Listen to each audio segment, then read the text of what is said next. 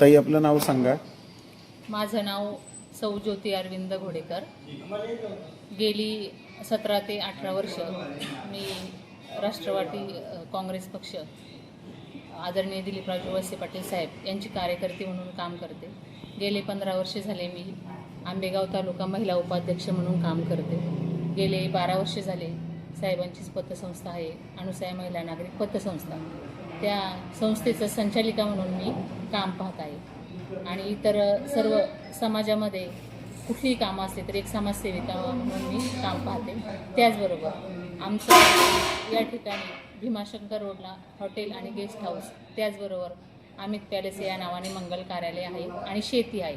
ही सुद्धा या ठिकाणी मी गेले 30 ते 32 वर्ष झाले या ठिकाणी पाहते. ताई तुम्ही हे सगळं सामाजिक काम करत असताना सुद्धा तुम्हाला हे जे तुमचं काही एवढा मोठा तुम्ही व्याप वाढवलेला आहे, हे जे काम केलेलं आहे समाजामध्ये, या कामाबद्दल सर्व परिचित आहात आपण. आणि जे काही तुमचा वैयक्तिक व्यवसाय आहे त्या व्यवसायामध्ये तुम्हाला वेळ कसा मिळतो? हां, हे तुमचा हा प्रश्न बरोबर आहे. कारण की शेती म्हटलं की ती 24 तास काम करण्यासारखी ती व्यवसाय आहे. आणि गेस्ट हाऊस, इथे बाहेरच्या राज्यातून पर्यटक आमच्याकडे येत असतात आणि त्यांना सेवा देण्यासाठी आम्हाला 24 तास या ठिकाणी थांबावंच लागतो. पण हे सगळं सेवा देण्याचं काम करत असताना सामाजिक गोष्टीची आवड या ठिकाणी माझे सासरे कैलासवासी रमेश नाना घोडेकर, ते सामाजिक कामामध्ये, त्याचबरोबर आंबेगाव तालुका समता परिषदेचे अध्यक्ष म्हणून त्यांनी अनेक वर्ष काम केलं. त्यांच्या ह्या कामामुळे मला या कामाची सवय झाली आणि मी माझा जो व्यवसायाचा स्टाफ आहे, ह्या स्टाफ त्यांच्यावर जबाबदारी सोडून, आणि माझा मुलगा तो सुद्धा मला या चांगल्या प्रकारची साथ देतो. त्यांच्यावर जबाबदारी सोडून मी वेळात वेळ काढून सामाजिक कामामध्ये लक्ष देतो. मग सामाजिक कामं आदरणीय दिलीपरावजी वळसे पाटील साहेब यांची कुठलीही कामं असतो ती समाजाच्या उपयोगाचीच आहे तालुक्यामध्ये. त्यामुळं मला त्यासाठी वेळ मिळतो. म्हणजे आवड आहे म्हणून मी वेळ काढतेच. आता सध्या जिल्हा परिषद गट आणि पंचायत समिती गणाच्या निवडणुका आंबेगाव तालुक्यासाठी ते जाहीर झालेल्या आहेत. तर आपल्या जिल्हा परिषद गटामध्ये आणि गणामध्ये जे प्रतिनिधी आदरणीय वळसे साहेबांनी दिलेले आहेत त्यांचा आणि आपला परिचय किंवा त्यांची नावं आपल्याला सांगता येतील? हो, नक्की सांगता येईल. ह्या जिल्हा परिषद पेठ घोडेगाव जिल्हा परिषद हा जो गट आहे यामध्ये राष्ट्रवादीच्या वतीने राष्ट्रवादीच्या वतीने या ठिकाणी जिल्हा परिषदेसाठी मंगलताई नवनाथ फुले यांची आदरणीय वळसे पाटील साहेबांनी निवड केलेली आहे. त्याचबरोबर पंचायत समितीसाठी माजी सभापती आदरणीय कैलास बुवा काळे यांची पंचायत समितीसाठी उमेदवार म्हणून या ठिकाणी साहेबांनी निवड केलेली आहे. अगदी दोन्ही व्यक्ती योग्य आहेत असं मला वाटतं आणि सर्वांनी ह्या दोन्ही व्यक्तींना पाठिंबा द्यायचा, म्हणजे आदरणीय वळसे पाटील साहेब यांना पाठिंबा द्यावा. त्याचं कारण असं की साहेबांनी या तालुक्यामध्ये गेले 40 वर्ष विधानसभेची निवडणूक लढून आमदार म्हणून चांगल्या पद्धतीचं काम केलेलं आहे. एवढंच नाही तर त्यांनी अनेक मंत्रिपदही भूषवली आणि त्या मंत्रिपदांमुळे त्यांना विकास कामासाठी भरपूर असा निधी या तालुक्यामध्ये आणता आला. मग त्यासाठी त्यांनी विकास कामे महत्त्वाची सांगायची म्हणजे डिंबा धरण या ठिकाणी स्थापन झाल्यानंतर पाण्याची सोय केली. माझं लग्न झालं 32 वर्षापूर्वी तर आमच्या डोक्यावर हंडा असायचा, परंतु 1992 ते 93 साली या ठिकाणी प्रत्येक घोडनदीच्या पात्रावर बंधारे झाले आणि त्या बंधाऱ्यामुळे प्रत्येकाच्या घरात पाणी आलं, शेतीला पाणी आलं, दुग्ध व्यवसाय वाढला.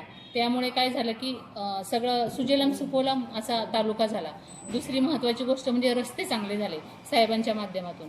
त्याचबरोबर इंजिनिअरिंग कॉलेज झाले, वैद्यकीय मोठे मोठे दवाखाने झाले. मग मनसरचं ग्रामीण रुग्णालय असेल, घोडेगावच्या ग्रामीण रुग्णालयाचं फार मोठ्या प्रमाणामध्ये काम चालू आहे. या ठिकाणी आदिवासी भाग खूप असल्यामुळं लोकांची गैरसोय होते आणि मग वरच्या भागातून या ठिकाणी अनेक पेशंट येत असतात.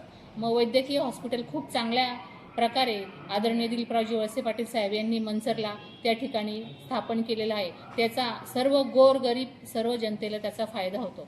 आणि आता महत्त्वाचं म्हणजे साहेबांच्या माध्यमातून भीमाशंकर आराखडा खूप चांगल्या प्रकारामध्ये पडली, गेस्ट हाऊसमध्ये पडली. त्याचं कारण असं, भीमाशंकर आराखडाच इतका उत्कृष्ट आणि सुंदर आहे.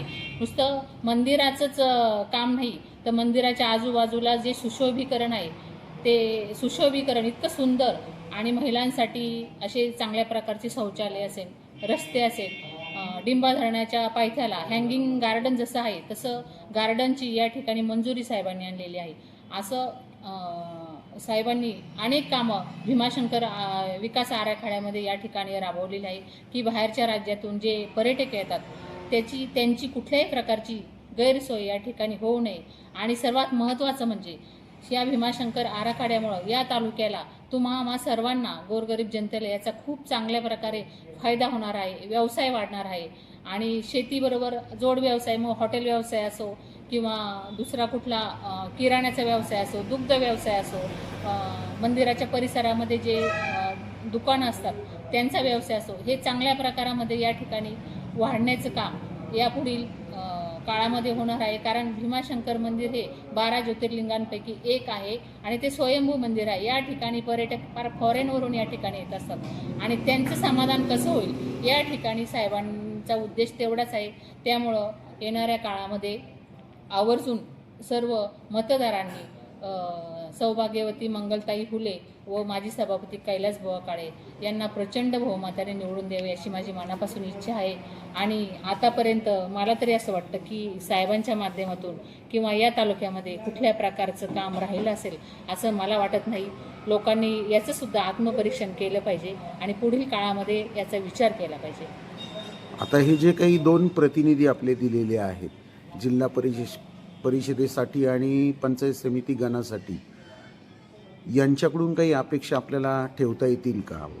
विकासाच्या दृष्टिकोनातून, सामाजिक विकासाच्या दृष्टिकोनातून यांच्याकडून अपेक्षा म्हणजे ह्या लोकांनी निवडून आल्यानंतर साहेबांच्या माध्यमातून, साहेबांच्या मार्गदर्शनाखाली लोकांची कामं तर काही राहिलेली नाहीच आहे, पण जी काही छोटी मोठी कामं राहिली असेल तीसुद्धा यांनी पुढील 5 वर्षाच्या काळामध्ये चांगल्या पद्धतीने हाताळावी असं मला मनापासून वाटतं. आणि लोकांची सेवा करण्यासाठीच त्यांना उमेदवारी दिलेली आहे आणि लोकांची सेवा करण्यासाठीच त्यांना लोक निवडून देतील असा माझा विश्वास आहे. धन्यवाद ताई. धन्यवाद. धन्यवाद.